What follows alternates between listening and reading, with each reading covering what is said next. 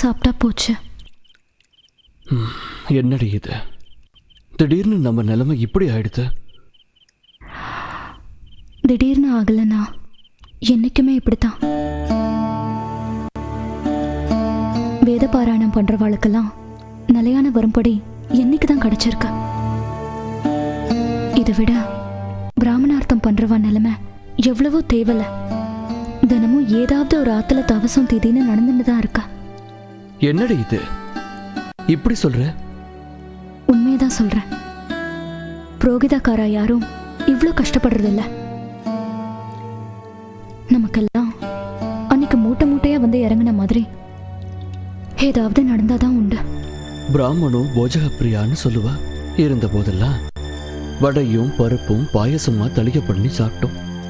போதா குறைக்கு இருந்ததையும் வேங்கடநாதனுக்கு கொண்டு போய் கொடுத்துட்டு வந்துட்டேன். அது இருந்திருந்தா இந்த மாசம் முழுக்க ஓட்டிருக்கலாமோ இல்லையோ. இடி மழைன்னு வந்தாலும் திதி தேவசம்னு போறவாளுக்கலாம் காரியம் நடந்துட்டே தான் இருக்கு. ஆனா நம்ம நிலைமை அப்படி இல்லையே. ஏன் இப்படி சொல்றேன்னா, பாவம் நான் அந்த பொண்ணு நிறமாசமா இருக்கிறவ கஞ்சி காய்ச்சி சாப்பிட்டேன்னு சொல்றத கேட்கும் போது என்னால எப்படி நான் பேசாம இருக்க முடியும்? அப்படி இருந்தா நம்ம என்ன மனுஷா? அதுக்கு இல்லடி, ஒருவேளை உன் மனசுல அப்படி ஒரு எண்ணம் தோணிருக்கலாமோன்னு நினைச்சேன். எப்படி தோணும்? காக்கா குருவி கூட பகிர்ந்து சாப்பிடும் போது எனக்கு மட்டும் ஏன் அப்படி தோணும்? நம்ம கண்ணு முன்னால பசின்னு ஒருத்தர் வாடுற போது நம்மளால மட்டும் சாப்பிட முடியுமாண்ணா? அப்படி சாப்பிட்டா அது மகா பாவம் இல்லையா? என் தம்பிக்கு நான் தூக்கி கொடுத்துட்டேனோன்னு நீ வருத்தப்படுவேன்னு நினைச்சண்டி. ஆனா நீ பேசுறத கேட்கும் போது எனக்கு ரொம்ப சந்தோஷமா இருக்குடி. கவலைப்படாதீங்கண்ணா. பகவான் நம்மளை சோதிக்கிறானா அதுக்கு ஏதாவது ஒரு காரணம் இருக்கும். விடுங்கண்ணா, நம்ம பார்த்துக்கலாம். நம்மாத்துல ஒரு பொடி தானியம் இல்லையன்னு அதை நினைச்சு நான் வருத்தப்படலடி. ஆனா நாளைக்கே வெங்கடநாதன் ஒரு கஷ்டம்னு வந்து நின்னா அவனுக்கு என்னால உதவி பண்ண முடியுமா முடியாதான்னு தெரியல. என்ன பண்ண போறேனோ பெருமாளே.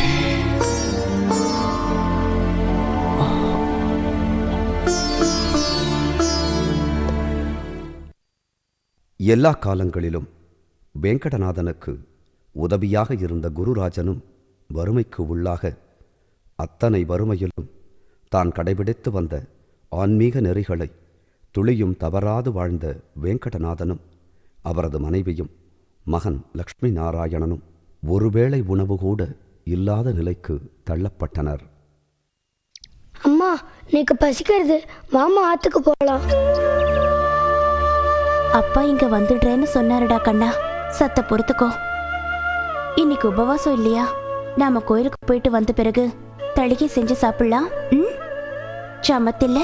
அதெல்லாம் முடியாது, நான் இப்பவே சாப்பிடணும். லக்ஷ்மி நாராயணா, இப்படியெல்லாம் பேசப்படாது. நீ அப்பாவை பாத்தியோ இல்லையோ? அவரு உபவாசம் இருக்கிறதுனாலதான் அத்தனை வேதமும் கத்துண்டாரு. நீயும் அது மாதிரி ஆக வேண்டாமோ? அம்மா, எனக்கு பசிக்கிறது, தாங்க முடியல, போலாம்.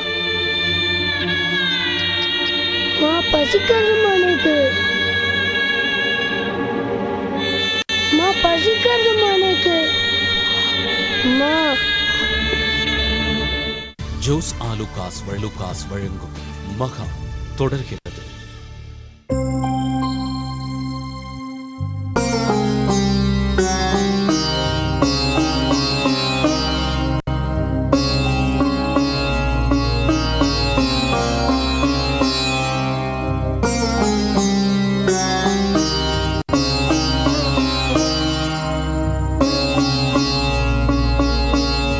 சரஸ்வதி,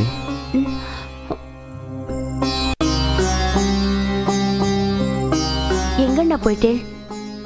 உங்களுக்காக சகுந்தலாக்கு ஆத்து வாசல்லையே காத்துட்டு இருந்தேன். நாளி ஆயிடுத்துன்னு அவளும் கிளம்பி போயிட்டா. பக்கத்தில் இருக்கிற கோயிலுக்கு போயிருந்தேன். அங்கேயே ஏதோ சிந்தனையில் உட்கார்ந்து இருந்துட்டேன். கோயில் மடம்னு போக ஆரம்பிச்சா நீங்க குடும்பத்தையே மறந்துடுவேளே. குழந்தை லக்ஷ்மி நாராயணன் எங்க? உங்களுக்காக காத்துட்டு இருந்தப்போ குழந்தை பசிக்கிறதுன்னு அழ ஆரம்பிச்சுட்டான். நீக்கு என்ன பண்றதுனே தெரியல. உங்களுக்கே நன்னா தெரியும் ஆத்துல எதுவுமே இல்லைன்னு. அதான் ஆத்துல இருந்த பொருளை வச்சு பக்கத்தாத்து மாமி கிட்ட இருந்து கொஞ்சம் அரிசி வாங்கி தளிகை செஞ்சேன். குழந்தை சாப்பிட்டு தூங்கிட்டு இருக்கான்.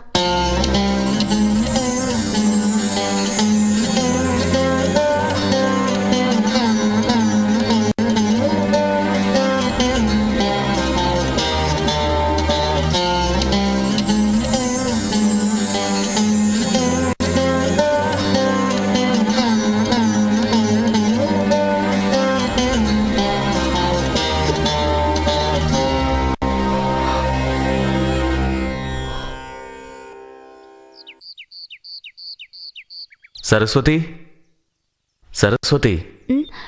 என்னண்ணா?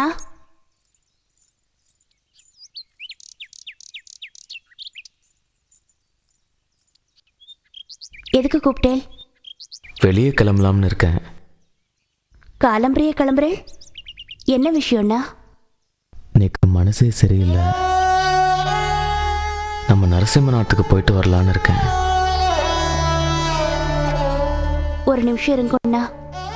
துளசி தீர்த்தம் சாப்பிட்டு போங்க.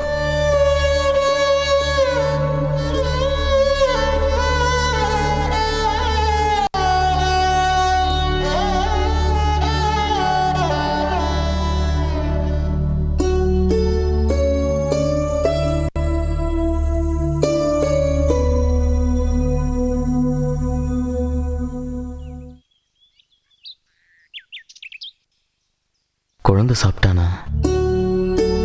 சாப்பிட்டா.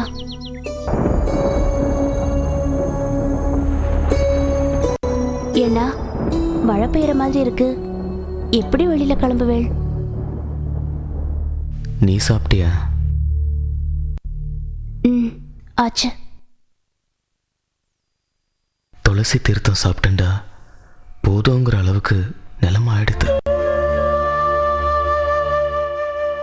ஆத்துல ஏதாவது இருக்கான்னு கேட்கறதுக்கு நேக்கே அவமானமா இருக்கு. என்ன இப்படி சொல்றேன்? நம்ம ஆத்துல பாடம் படிக்கிற குழந்தைங்க எப்படி சொல்றா? நன்னா சொல்றா. அவ பாடம் சொல்றத கேட்டு லக்ஷ்மி நாராயணன் திரும்பி திரும்பி பார்க்கறா. ஆனா பசின்னு அழறச்ச குழந்தை முகத்தை பார்க்க முடியலன்னா. புரியுது. ஆத்துல நீயும் குழந்தையும் இருக்கிறச்ச நான் ஏன் இப்படி இருக்கேன்னு நேக்கே புரியல. இந்த வாழ்க்கையை மீறி எதுவுமே பண்ண முடியாம போயிடுமோன்னு பயமா இருக்குடே. பயமா? எதுக்கு பயம் வரணும்? உங்களை கல்யாணம் பண்றச்சே ஆத்துல சொல்லிதான் அனுப்புனா.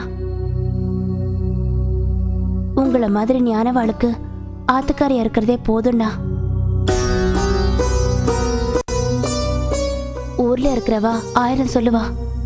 அதையெல்லாம் மனசுல வச்சுக்காதீங்கோ. மனசுல வருத்தம் இருந்தாலும் நீக்கு தெரியக்கூடாதுன்னு நினைக்கிற இல்லையா சரஸ்வதி? நீக்கு என்னன்னா வருத்தம்? ஆத்துல அரிசி இல்லைன்னா நீக்கு புரியும். ஆனா லக்ஷ்மி நாராயணனுக்கு புரியுமா? அந்த வருத்தம் தான். இந்த வேதனையெல்லாம் எப்போ தீரும்னு நேக்கே தெரியல. குருராஜன் ஆத்துல எப்பவுமே கையேந்து நினைக்க முடியாது. அண்ணாவும் மண்ணியும் முன்ன மாதிரி இல்லை சரஸ்வதி. அடுத்த வாழை எதிர்பார்க்கறதுக்கு பதிலா ஏதாவது சத்சங்கம் பண்ணி உதவி கிடைக்குமான்னு பார்க்குறேன். என்னென்ன சொல்றேன்? சத்சங்கம் போறேனா?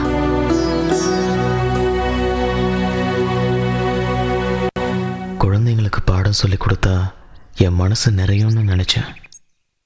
தப்பு என்னோடது தான். நோக்கம் ஒரு மனசு இருக்கு, அதில் ஆசாபாசங்கள் எல்லாமே இருக்குன்னு நான் உணரலை.